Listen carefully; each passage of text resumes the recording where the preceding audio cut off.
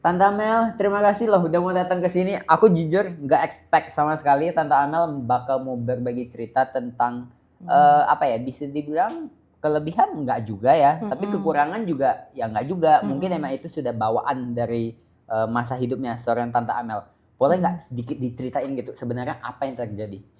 Kalau aku sebenarnya punya kelebihan juga dibilang enggak ya. Mungkin ada beberapa orang juga banyak yang bisa melihat hal-hal di luar yang bukan manusia. Entah itu setan atau apalah sebangsanya.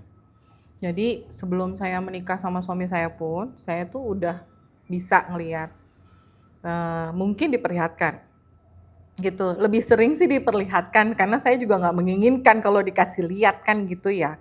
Jadi waktu itu pernah saya punya rumah di komplek itu, saya masih kerja awalnya. Jadi saya itu harus berangkat dari rumah itu menuju stasiun kereta api di Cilebut. Itu saya harus jam 5:15 sebelum jam setengah 6 pagi. Jadi kebayang setelah sholat subuh kita harus jalan, itu Cilebut itu salah satu kabupaten di Bogor, dan itu ada perumahan, dan saya harus ngelewatin gang-gang kecil yang ada pohon, kebun kebun singkong, ada jalannya setapak cuman satu buat jalan orang, itu 2 orang lah, motor boleh lah tapi kita harus minggir gitu kalau ada. Nah dimulai dari situ saya tuh jalan pagi, hari pertama is oke nggak apa-apa, besok-besok lama-lama ada anjing hitam yang ngikutin saya setiap pagi jam 5:15. Saya nggak mau nengok ke belakang, saya jalan aja. Udah baca ayat suci Al-Quran yang pendek, saya ya Al-Fatihah segala macam udah saya. Sampai akhirnya saya nyebrang rel, udah saya naik angkot menuju stasiun. Saya tanya sama tetangga saya, kebetulan dia juga berangkat jam segitu juga, tapi waktu itu kita belum kenalan kan. Saya bilang, kamu diliatin anjing? Iya, kemarin aku diliatin nenek-nenek katanya. Hah? Udah jangan lewat situ lagi katanya. Jadi mungkin makhluk itu sudah menampakkan diri, yang bisa melihat ya mungkin saya sama tetangga saya itu. Karena kami sama arahnya jalannya kan, kerjanya itu naik kereta juga, akhirnya dia bilang, udahlah kita lewat belakang aja, belakang rumah itu, naik ke atas itu lewat kebun bambu. Terus saya bilang, ini kayaknya lebih horor deh gitu. Pokoknya kamu saya gandeng, jangan lihat ke atas katanya gitu. Atau nengok kanan kiri, supaya kita cepet naik keretanya supaya nggak ketinggalan katanya. Oh ya udah, saya ikutin besoknya tuh, ikutin. Ternyata saya nggak nurut dia. Saya nengok dong ke kiri, itu ada rumpun pohon bambu. Itu ternyata di dalam situ ada makhluk gede banget. Nggak tahu itu, saya lihat matanya aja gitu. Habis itu saya langsung merem, nunduk lagi jalan. Gak lama dari situ, rambut saya gatal-gatal. Penuh dengan kutu rambut. Terus aku tanya, ini kenapa ya rambut saya gatal? Wah berarti kamu dilemparin sama dia katanya. Jadi bermula dari situ. Teman saya bilang, kamu tuh bisa lihat, jadi kamu jangan maksain diri, nurut aja gitu. Nah dari situ tuh jadi kepikiran kan, akhirnya kalau dari situ kan jadi sugesti dong. Pasti. Ya. Nah, terakhir itu saya pulang jam 10 malam, udah ngetok pintu, saya nengok ke kiri. Itu yang namanya kuntilanak kan biasanya pakai putih bajunya. Ini enggak, warnanya hitam. Yang kelihatan matanya doang. Jaraknya jauh. Saya cuma nengok, terus saya, "Mama bukain pintu, Mama bukain pintu." Dia pindah tek tek tek gitu mendekat. Terus saya langsung, "Mama bukain pintu." Jeglek, Mama bukain pintu. Saya langsung duduk di ruang tamu, tarik napas karena takut. Udah dari situ saya udah nggak mau lagi pulang malam, lebih baik saya ngekos atau saya pinjam kos-kosan teman. Dari situ, nah menikahlah dengan Pak Andi. Udah lama nih saya nggak tahu-tahu masalah itu, tapi papa saya itu kan dia pengurus musola. Dia suka bilang, nih buat ngelindungin kamu, baca ayat ini setiap subuh. Ternyata semakin membuat kemampuan saya jadi lebih terbuka. Jadi setiap kali saya ngobrol sama orang, misalnya sama Kokoh nih, dulu. Kalau sekarang saya nggak mau kan. Dulu saya bisa ngelihat auranya Kokoh. Terus Kokoh pernah ngalamin hidup apa. Dan saya ada yang ngebisikin, nih Kokoh ini nggak bener nih, ntar dia begini gitu. Saya cukup merem gitu, misalnya, atau saya sambil ngobrol gini, sambil ini nggak bener nih, gini gitu. Di deep heart saya gitu loh. Saya nggak tahu itu apa. Tapi itu ngebantu saya buat komunikasi sama orang lain. Jadi ada pencegahan kan. Tapi capek sih gitu. Saya ketemu Pak Andi, saya ngeliat dia jarak umur kita kan lumayan jauh nih. Tapi saya ngeliat dia baik gitu kan. Menikah. Jadi waktu itu saya sudah melahirkan anak. Baru diajak ke rumahnya beliau. Yang rumah itu bekas rumah bersalin. Dari tahun 96 ya Pak, sampai 2006 gitu. Tutup karena dokter-dokternya udah banyak ke rumah sakit terkenal, sehingga salah satu dokternya mungkin yang pernah, mudah-mudahan dokter Nandono inget, pernah kerja pernah jadi dokter di rumah sakit bersalin, Andi Cakra. Nama rumahnya kita selalu sebut nama rumah itu Andi Cakra gitu. Jadi di situ gitu, saya diajak pindah. Waktu itu rumah itu udah di setting bukan lagi sebagai rumah sakit. Jadi udah bentuknya rumah buat huni. Tapi waktu itu kan ternyata dia tuh seneng mengkoleksi patung-patung dari setiap yang dia kunjungin. Dia kan pernah keliling Indonesia nih. Jadi pernah ada patung dari Maluku, pernah ada dari Jayapura yang tinggi itu ya Pap ya. Terus udah gitu ada kain-kain songket begitu. Terus sama dari kupu-kupu Bantimurung. Terus sama itu dia kan karena ibunya orang Solo, jadi dia punya wayang komplit ya. Apa sih namanya? Wayang semuanya gitu ya karakternya. Nakula Sadewa lah segala macam itu disusun lah gitu.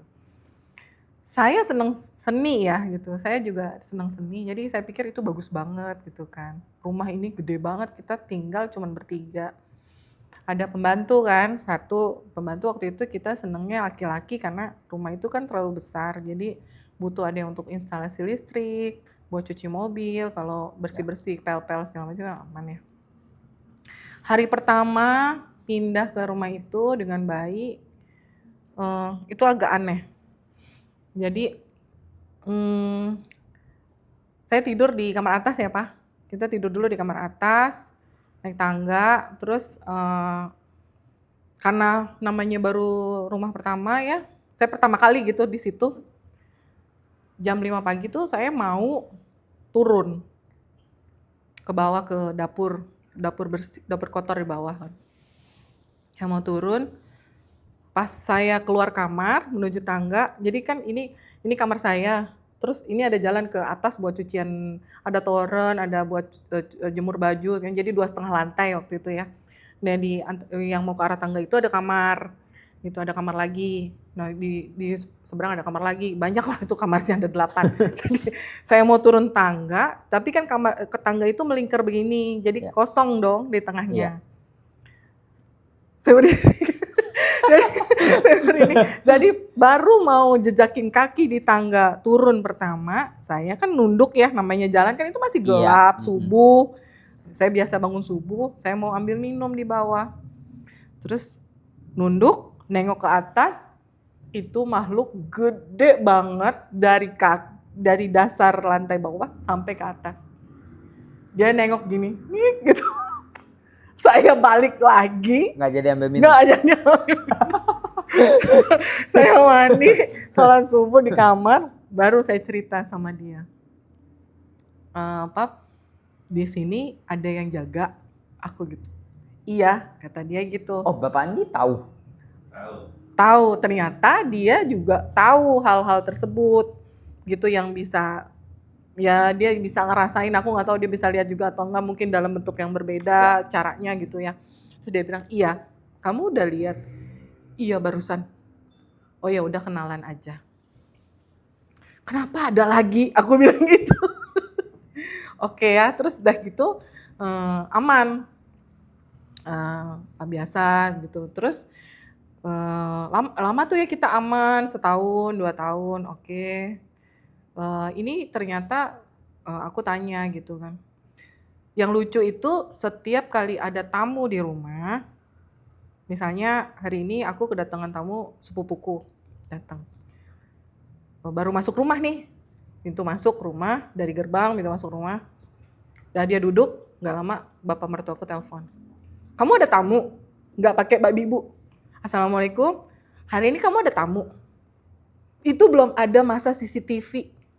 Itu tahun 2009 kita belum ada pasang CCTV satupun. Dia angkat telepon, dia bilang, kamu ada tamu? Iya, sepupu saya. Dan itu nggak sekali 2 kali. Siapapun tamunya, dia telepon, kamu ada yang datang di rumah, ada siapa di rumah? Situ saya baru tahu bahwa yang nungguin rumah itu dititip sama bapaknya, suami saya. Gitu, ditaruh. Karena pernah kejadian seminggu setelah saya pindah ke situ, terus ada tetangga dari rumah sebelah, permisi gitu, Bu, dia bawa plastik, Bu, nggak takut tinggal di sini, tiba-tiba gitu, saya lagi di bawah sama anak saya lagi gendong-gendong. Baru seminggu nih kita belum kenalan gitu, orang penduduk asli di situ. Ya. Iya, kenapa ya Bu gitu? Gak takut tinggal di sini, ngobrol, dia masuk langsung di bawah tangga itu. Posisi di bawah tangga itu kan meja makan kita. Jadi kita aktivitas makan, duduk-duduk, kadang saya dari situ bisa ngelihat ruang TV saya, ruang keluarga. Dia langsung datang situ, berdiri di sebelah depan-depannya sama saya. Saya tanya sambil gendong anak, Bu, kalau takut ini aja, lemparin ini nih, garam kasar katanya. Dia baru ngeluarin begini, ini lemparin ini, ditampar. Siapa yang tampar? Dia, saya nggak nampar. Dia ditampar Sama yang punya rumah. Makhluk yang punya rumah yang berdiri di situ. Saya cuma diem aja. bingung juga ya. Iya, terus dia, aduh katanya. Aduh, kenapa Bu? Aku gitu. Saya ditampar. Saya nggak nampar ibu Bu. Aku Siapa gitu yang kan. nampar? Iya, ini pasti nih yang punya yang makhluk halus di sini. Ini kan setiap hari saya lihat rame di bawah katanya. Bu, saya cuma tinggal bertiga sama anak bayi, nggak mungkin rame dan itu selalu mati lampunya setiap malam.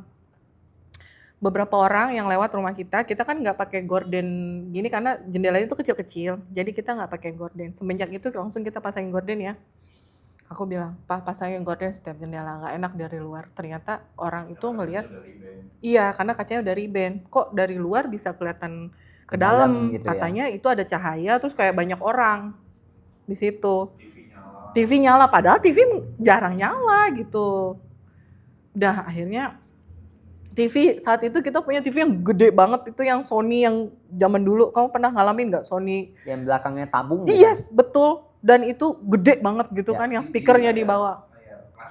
Layar plasma. Oh iya tahu. Yang kayak lemari gedenya. Iya. Nah, gitu. Kalau sekarang kan semua flat ya. Iya, Kalau ini gede banget gitu. Ya udah gitu, jadi kata orang itu TV-nya rame katanya gitu. Akhirnya ini kayaknya udah makin kesini nggak beres. Gitu. Udah aku cuekin aja. Udah tenang-tenang sampai akhirnya kesel juga karena rumah kok suka mulai aneh-aneh. Itu sejak kapan ya Pak ya? Sejak aku kuliah. Oh iya, jadi aku hamil anak kedua, terus aku butuh satu pembantu lagi karena mulai agak susah kan gitu buat ngurusin si kakak. Ya. Aku minta tolong dong ke orang gitu kan, cariin pembantu gitu. Nah dimulailah kerusuhan hantu-hantu ini dari pembantu tersebut. Jadi pembantu yang pertama dia datang bawa makhluk.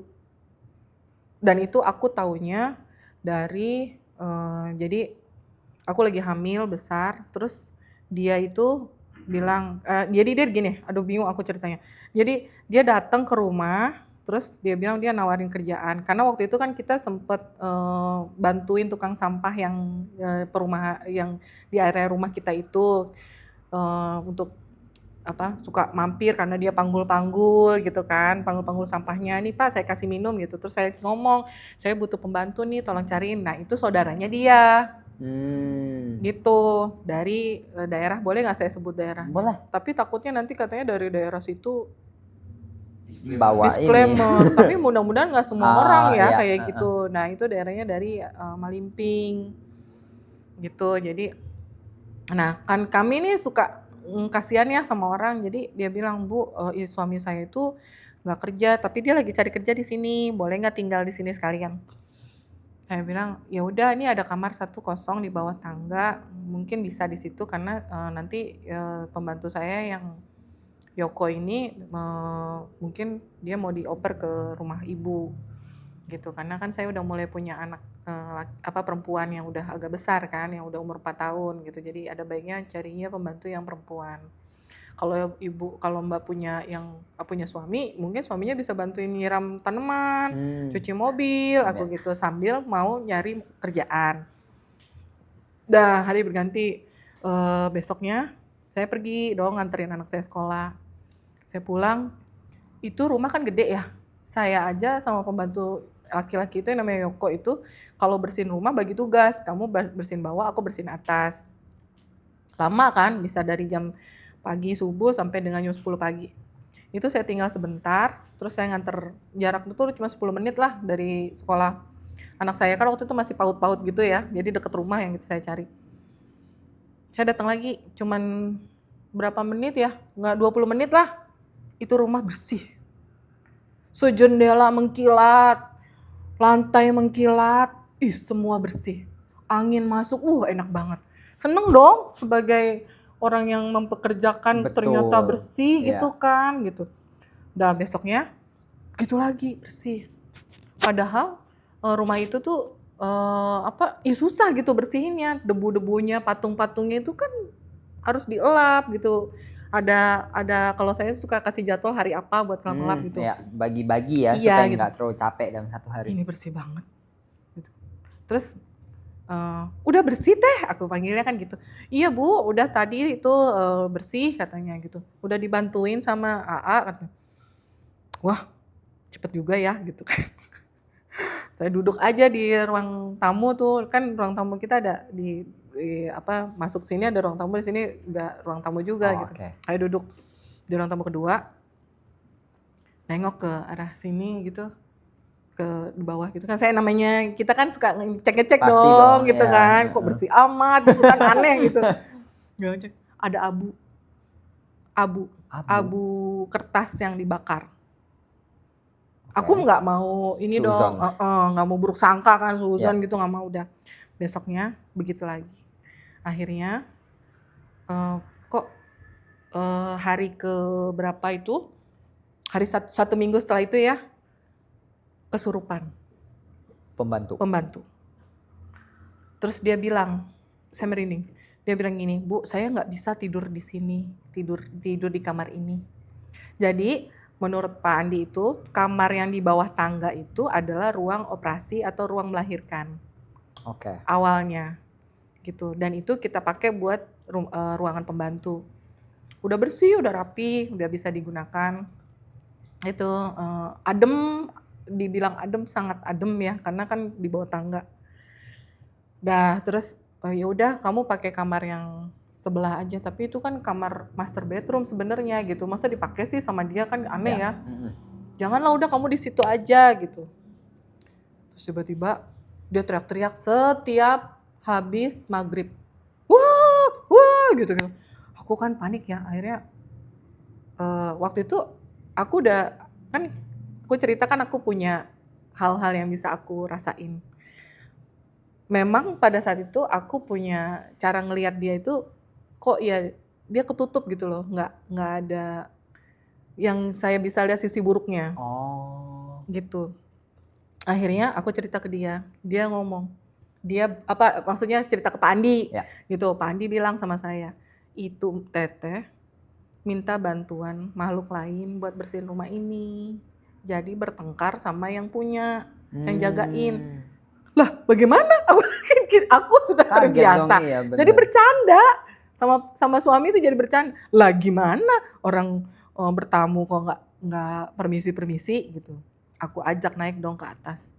Aku tanya, kamu bawa apa? Gitu. Kenapa kamu pakai itu, bawa makhluk itu ke rumah saya?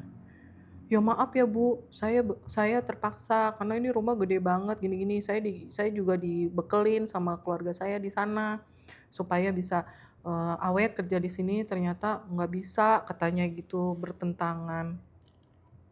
Saya nggak seneng yang kayak gini. Kamu besok langsung aja beresin barang-barang kamu. Mohon maaf ya, nanti saya kasih gaji, udah saya ongkosin segala macam. Dia pergi, ternyata makhluk itu nggak pergi.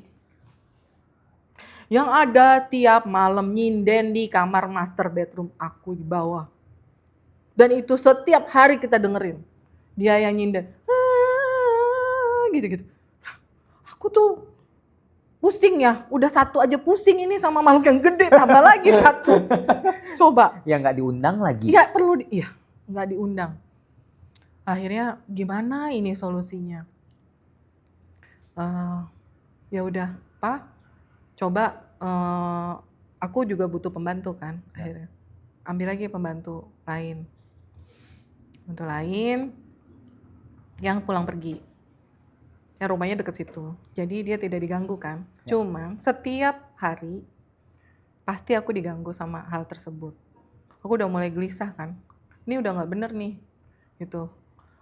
Udah panggil aja sepupunya Pak Andi ini, suami saya punya sepupu yang pinter ngaji, yang dia bilang bisa aku bersihin. Gitu. Udah janjian aja kapan. Udah ya. Ya udah deh, janjian kapan. Udah janjian nih, udah confirm. Itu hari Rabu apa hari Kamis gitu ya, Pap ya? Sabtu. Oh, hari Sabtu ya? Hari Sabtu. Oh iya, karena kan dia kerja kan kalau hari biasa. Jadi itu harus hari Sabtu. Harus hari weekend. Terus dia bilang ini, jangan diniati nih, jangan di dalam hati. Dia udah ngomong, di dalam hati jangan kamu infoin kalau saya mau ke sini. Gitu. Oke, jangan infoin ke Enggak, maksudnya saya nggak boleh ngucap nih, nanti si Puang Ayang mau ke sini gitu. Oh, oke. Ya kan nggak mungkin dong, kita nggak kayak gitu kan. Sulit. Gitu. Iya, manusia kan aku gitu. Terus yang terjadi adalah kita manggil kan Puang Ayang ya. Jadi dia berangkat dari rumah, yang pertama dia lupa bawa dompet. Di tengah perjalanan bannya bocor. Akhirnya dia handphone, dia cuman bawa handphone, kurma sama Al-Qur'an. Terus dia bilang, kayaknya aku nyampe sana mau menjelang asar. Oke, jadi jam 2 sampai, kayaknya baru nyampe jam 2. Udah sampailah dia jam 2, dia sholat zuhur dulu. Kita mulai, terus anak aku ternyata yang nomor 1 perempuan itu dia tanpa diduga bisa merasakan jauh lebih parah dari aku, tapi dia kan belum bisa ngomong kan, umur 4 tahun. Jadi Puang Ayangnya itu datang, dia udah mulai gini, mama. Oh sebelumnya saya ambil dulu pembantu kan. Pembantu bukan yang pulang pergi nih, pembantu dari temennya si Yoko. Nah Yoko itu, ini maaf ya aku kelewat gitu. Ini pembantu setelah yang teteh-teteh itu pergi, saya ngambil dulu pembantu. Nah itu yang dikenalin Yoko, yang pembantu saya zaman dulu tuh. Ini teman saya Bu gitu, boleh ya Bu kerja di sini. Ngambil lah saya kan. Sampai rumah jam 8 malam gitu. Nah itu kan keadaan rumah kan gelap dong gitu. Terus saya bilang, kamu tidurnya di atas aja supaya nggak diganggu. Karena kan yang di bawah tuh udah rame kan. Ya. Jadi udah kamu tidur di atas aja gitu. Nah aktivitas saya kan semua di atas. Karena saya nggak mau terpecah-pecah sama anak-anak kan. Jadi di atas kan ada 4 kamar, ya udah dipakai semua sama kita gitu. Nih ini pembantu baru namanya Susi gitu. Nah Susi datang, terus waktu itu jam 8 malam kita masuk, aku langsung, karena garasi itu ada pintu kecil buat langsung masuk naik ke tangga gitu. Nah itu di bawah tangga itu kan ada meja makan. Terus aku bilang, Sus udah barang-barangnya nggak usah diturunin, besok pagi aja karena udah malam. Tolong kamu ambilin minum tuh di kulkas itu. Oh iya Bu gitu. Saya naik, bawa anak saya lagi tidur. Terus tiba-tiba si Susi teriak, tolong Ibu, tolong. Kenapa Sus? Aku gitu. Ini ada anak kecil ngeliatin saya. Aku udah feeling, oh itu anak kecil yang laki-laki. Karena memang dia suka warawiri. Nah warawiri itu si anak kecil ini, si hantu kecil ini anak laki sekisaran umur 3 tahun atau 4 tahunan gitu. Seumur anak saya. Jadi anak saya ternyata suka komunikasi sama dia, main. Gitu, suka ngomong sendiri. Nah, anak saya lahir yang nomor 2, kan itu umur 8 bulanan ya. Setelah saya melahirkan nih, saya punya pembantu susi. Nah, dia itu masuk ke dalam mimpi saya, anak saya nangis. Terus tapi dia masuk dalam mimpi saya gini, ibu-ibu tolong dong bukain pintu balkon katanya gitu. Saya mau lihat truk warna merah bagus banget ibu, ayo dong bangun gitu. Lah aku bangun, anakku nangis di box bayi. Terus kan dia nangis gak berhenti-berhenti, aku bangunin dia kan, pah gitu, bangun dong, ini kenapa ya Dinda nangis gitu. Aku disuruh buka itu tuh pintu depan, ada apa sih, suara apa sih gitu. Bener loh, truk warna merah. Aku buka pintu jam 11 malam ya, jam 11 malam aku buka pintu, anakku diem. Hah, bisa pas gitu Iya, momennya? aku merinding gitu, anakku diem. Jadi di situ momen aku ketemu anak kecil itu. Dia anak kecil umur 4 tahun yang warawiri aja di rumah gitu. Dan itu ibu yang nyinden itu masih ada, tapi kadang-kadang dia suka pergi kemana terus datang lagi kayak gitu. Gitu. Mungkin udah keusir sama si yang jagain rumah yang si makhluk besar itu gitu. Mungkin dia ini kali ya, pemimpin di rumah itu kali ya. Iya, dia yang jagain. Tapi dia baik apa ini? Baik ya. baik. Udah duduk, kita udah siap, udah habis sholat zuhur, terus disuruh siapin air 7 botol air gitu. Ayo kita bacain Al-Baqarah sampai dengan selesai. Surat Al-Baqarah itu kan panjang ya. Terus bisa 3 jam kalau baca. Jadi terus dia Wang Ayam bilang kalau nanti di surat terakhir, 5 surat terakhir saya tidur atau saya lemas, tolong tepok punggung saya. Terus bantu saya pakai ayat kursi, kata dia gitu. Bener, di ayat 5 terakhir itu dia udah begini. Jadi anakku sama Susi itu karena anakku udah mulai ngerasa rewel-rewel, demam, udah diungsiin. Aku suruh ke Alfa atau main dulu kemana sama si Susi, sama bayi ini. Jadi saya bertiga di rumah itu, gitu. Pak Andi tepok, bantu mah katanya, baca ayat kursi juga, baru tuh. Itu baru sekali saya ngelihat wujudnya di tembok, di ibu, anak, berdua itu lari-lari. Jadi dari master bedroom, dindingnya, aduh merindingnya beneran. Merinding lagi di belakang leher. Semua ini berdiri. Terus dari master bedroom itu ada dinding itu, dari pintu, keliling, keluar lagi, terus dia keluar lewat pintu depan saya. Lari-lari.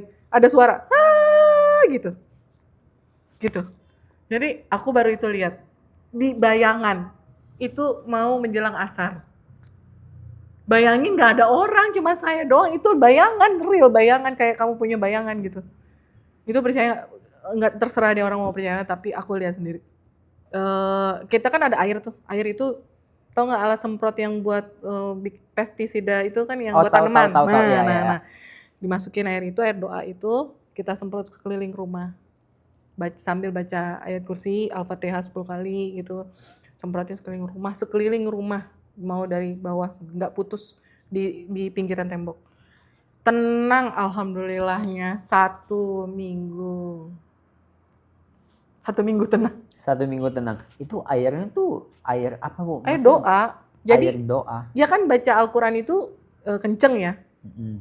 Gitu. Jadi di depan biasanya tuh kalau itu yang namanya air doa tuh baca Al-Baqarah, baca surat pendek, ayat kursi, itu di depannya air. Nah itu auranya doa-doa itu kan diserap di air tersebut. Gitu, dikelilingin lah di rumah. Itu aman. Wah. Gitu. Setelah itu ada kejadian apa lagi? Tiba-tiba dia cerita, suami saya cerita, saya mau masuk pintu fakultas itu kaki kanan ngelangkah, kaki kanan yang lumpuh. Kaki kanan. Gak bisa gerak. Dia cerita gitu. Mah tadi aku ke kampus, masa aneh. Jadi dia tuh datang udah duduk kayak orang bingung gitu. Aku mau ngelangkah ke pintu fakultas itu, fakultas ekonomi. Langkah, kaki aku lumpuh. Aku tarik pakai tangan, bangun lagi kaki aku bisa digerakin. Aku ngelangkah dua-duanya jatuh aku katanya. Aku seret-seret dia itu berdiri lagi. Jadi dia nggak boleh masuk ke pintu fakultas. Ditahan gitu ya. Ditahan. Aku udah mulai aneh nih. Udah jangan ke kampus dulu aku gitu kan. Ya udah. Ya udah lama nih akhirnya nggak ke kampus. Terus malam ada kapan waktu masih dalam taraf yang itu, tiba-tiba di atap rumah itu ada bunyi kukuruyuk jam 12 malam, jam 2 kali. Yang sekali itu kayak pasir lempar serok gitu. Nah pasir dilempar itu kalau kata orang tua aku itu rumah kita mau dirampok, jadi kita dibikin tidur. Oke, let's say kita dibikin tidur. Bangun pagi ada maling di bawah tidur. Hah, ada maling? Iya. Maling di bawah tidur. Nggak di teras. Tapi pintu jendela kebuka. Bawa barang? Enggak.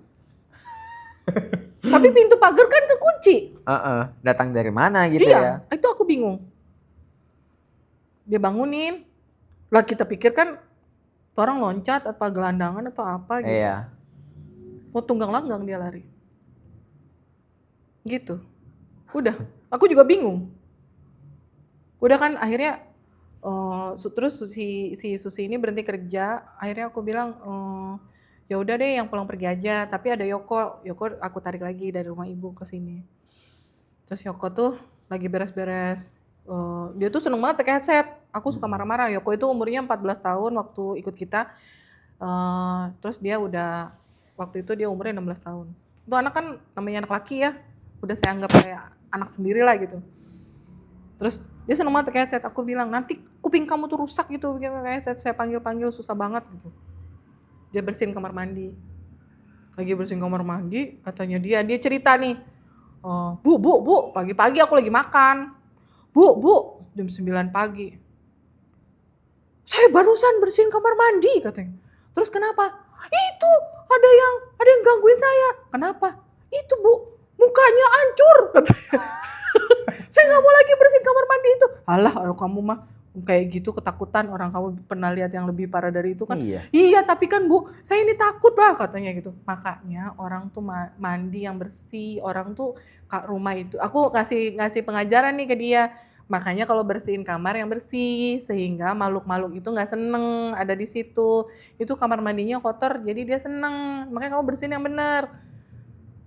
Udahlah, kalau kamu ditakutin mulu bilang aja, jangan suka nakutin saya gitu. Udah tuh akhirnya dia balik lagi, dia berani orangnya. Lucu sih anak itu. Gitu. Masih dia bertahan tuh 6 tahun sama saya tuh. 6 tahun gitu karena nikah aja. Jadi itu masih ada Yoko. Terus kita kedatangan musang ya Pak. Musang putih. Tiba-tiba di rumah ada musang putih. Ke dalam rumah? Ke dalam rumah. Karena aku nggak mau ambil ini makhluk apa gitu, enggak, karena emang di atas jemuran itu kan kita nggak pakai teralis, gitu ya? nggak pakai teralis, nggak ada penutup, karena itu rumah paling tinggi di antara rumah yang lain, jadi nggak mungkin orang manjat gitu, spesial pakai tangga pun nggak bakal bisa, gitu. Terus musang datang, oh ini berarti dari luar nih, gitu. Nah ini musangnya tiba-tiba hilang, itu dikejar-kejar sama suami saya sama Yoko itu. Ketemu nggak kok? Enggak Bu, hilang. Musangnya putih, cakep Bu. Kalau kita ketangkep kita piara aja, kata dia gitu. Namanya anak polos kan. Dia dari Tegal itu kan. Jadi Pak Andi itu pernah bawa mahasiswa dari fakultasnya dia ke Baduy Dalam. Dan saya diajak sama anak-anak. Anak saya waktu itu umur 5 tahun atau 4 tahun, terus yang kecil itu baru 1,5 tahun gitu deh, 1 tahun 8 bulan, iya hampir 2 tahun lah. Itu perjalanan buat saya mistis. Jadi perjalanan itu dari jam 10 pagi. Ini percaya nggak percaya ya, aku ngalamin sendiri. Tour guide-nya itu orang dalam. Dan dia udah ngomong, jangan bilang, kok lama ya? Nanti jadi lama. Oh. oke. Udah sampai belum sih? Udah sampai mana ini? Gitu. Jangan ngucap. Tapi itu kan di hati, pasti keucap dong. Pasti. Gitu, itu jam 10 pagi kita udah nyampe di Cibadak waktu itu. Rangkas. Di Rangkas. Terus naik mobilnya. Terus naik mobil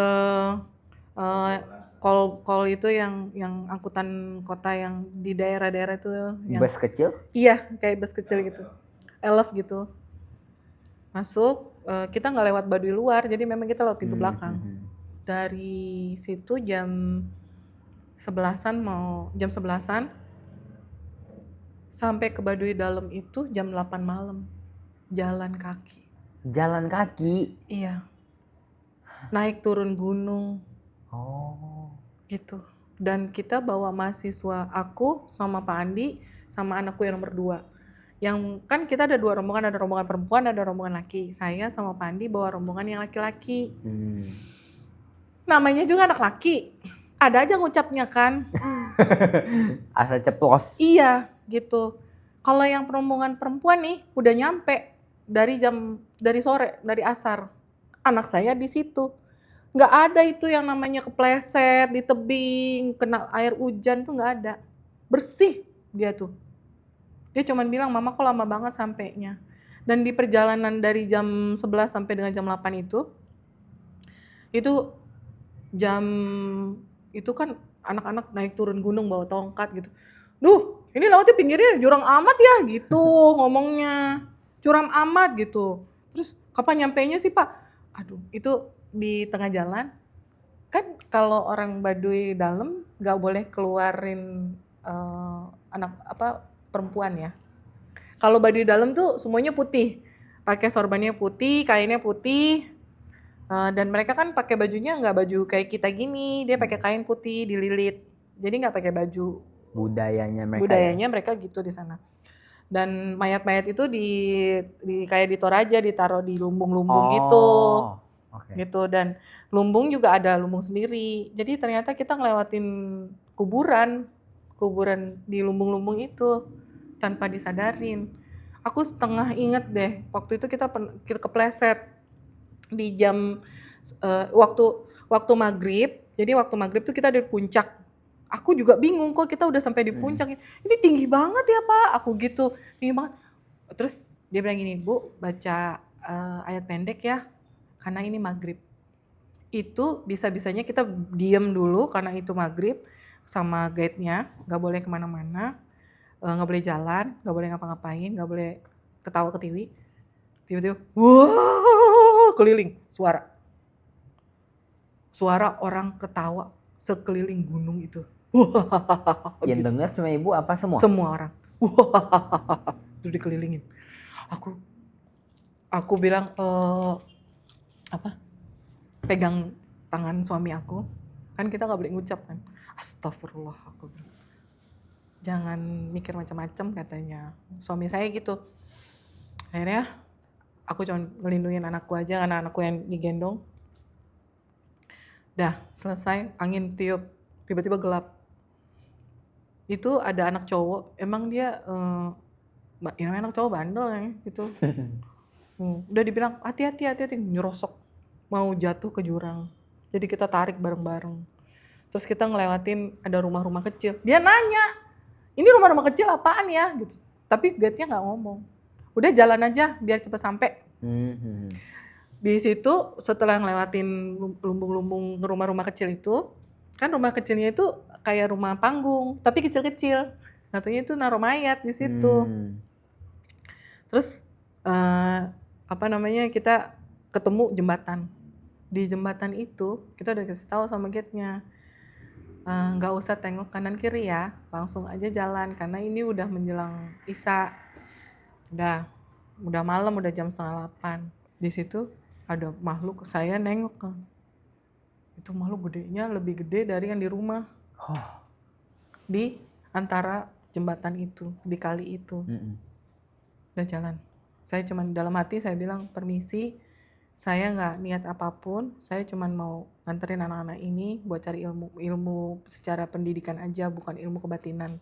Di dalam hati itu saya ngomong gitu. Jadi jalan.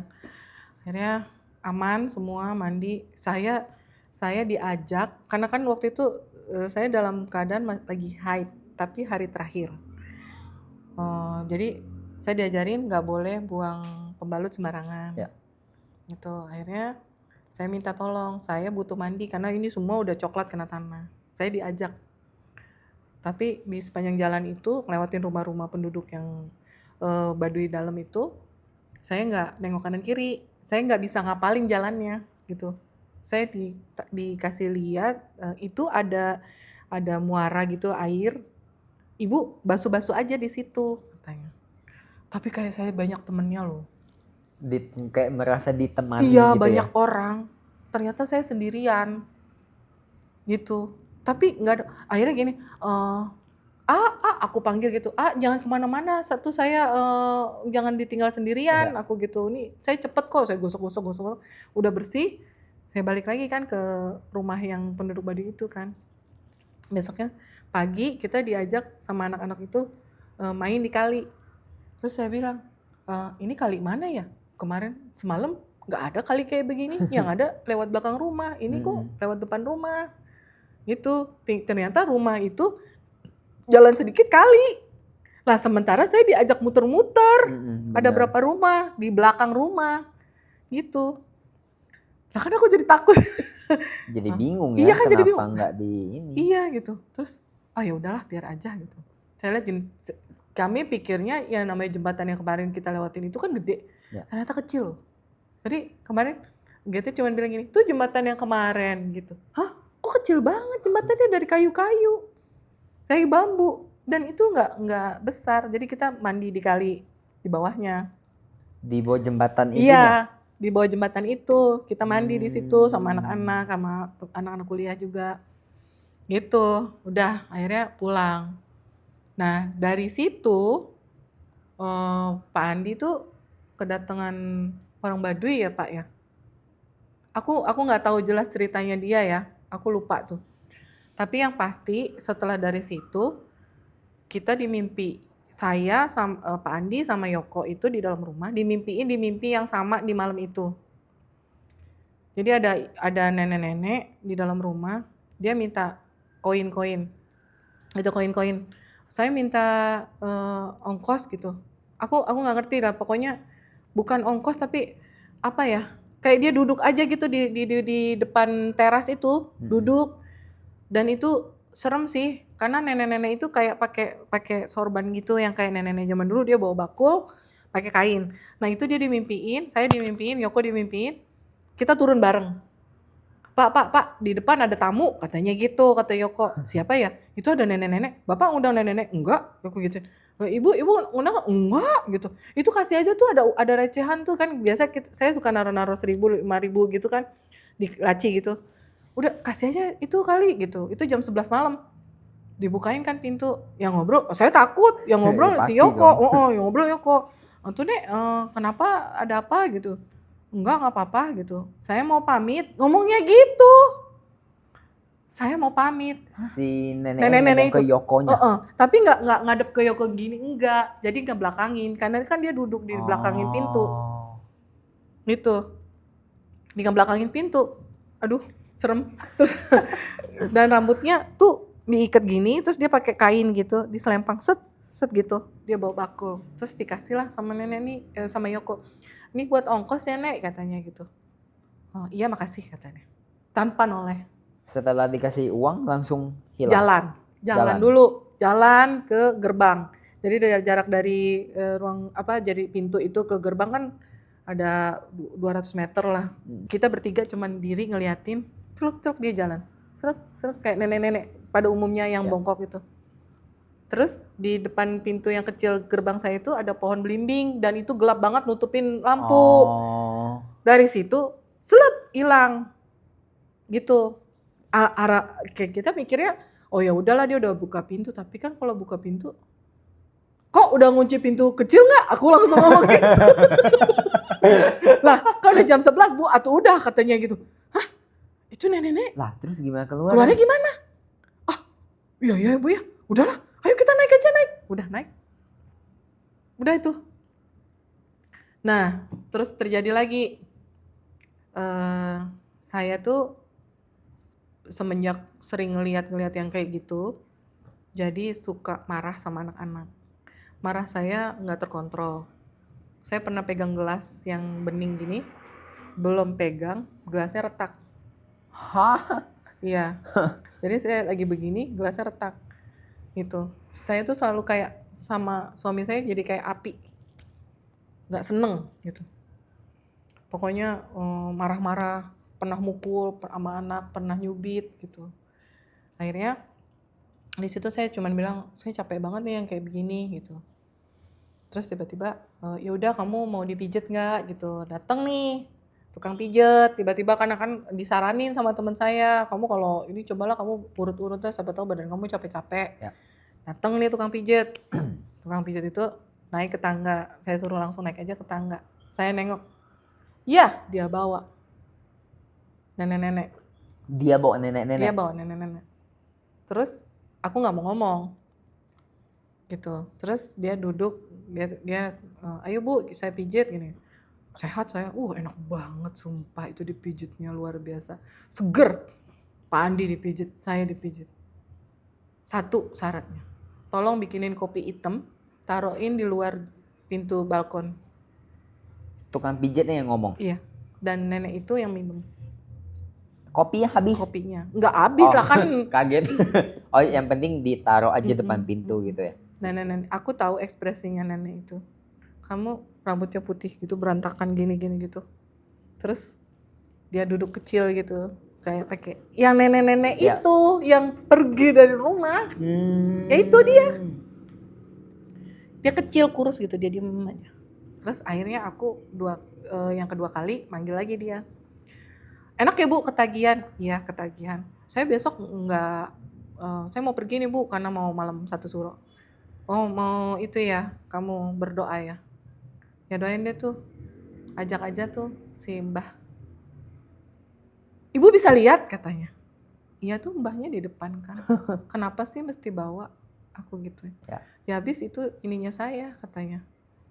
Yang bekalnya saya.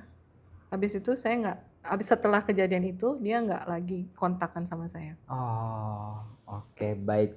Wah, aku nggak expect ceritanya bakal sepanjang itu. Karena kalau kita orang biasa ya, bisa ngelihat gitu kayaknya bakal terkejut banget gitu. Dan apalagi kalau ibu dikasih kemampuan atau mungkin kelebihan, tapi maksudnya nggak dibangga-banggakan gitu ya dengan kelebihan itu ya.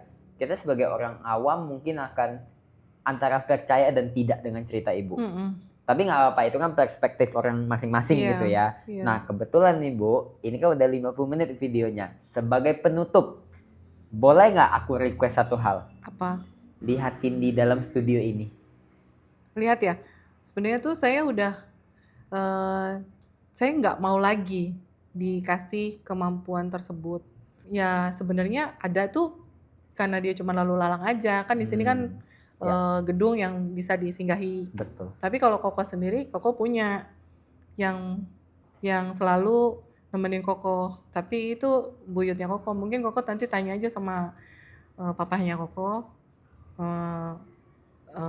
Ada nggak yang kayak gitu mungkin temennya siapa Koko yang bisa lebih ngelihat itu gitu. Wow. Koko punya gitu. Kalau misalnya Koko ngerasa pegel pundak, mungkin Koko sering lagi pegel banget nih pundak gitu. Mungkin Koko lagi lagi kebingungan atau lagi ngerasa, duh ngapain lagi ya gitu. Ada rasa susah di hati Koko sehingga dia muncul gitu. Mungkin Koko nggak sadar kalau pernah merasakan itu gitu. Gitu. Tapi dia baik ya? Ya baik lah dia pasti gitu, jagain. Kalau di tempat ini hati-hati dengan tangga. Kenapa? Tangganya kenapa? Lorong tangga. Tangganya kenapa Ibu? Lorong tangga itu ada satu. yang diem di situ aja. Gitu. Merinding. Tapi nggak apa-apa. Terima kasih banyak ya Iya. Ibu Amel sudah bercerita kepada kita semuanya. Iya.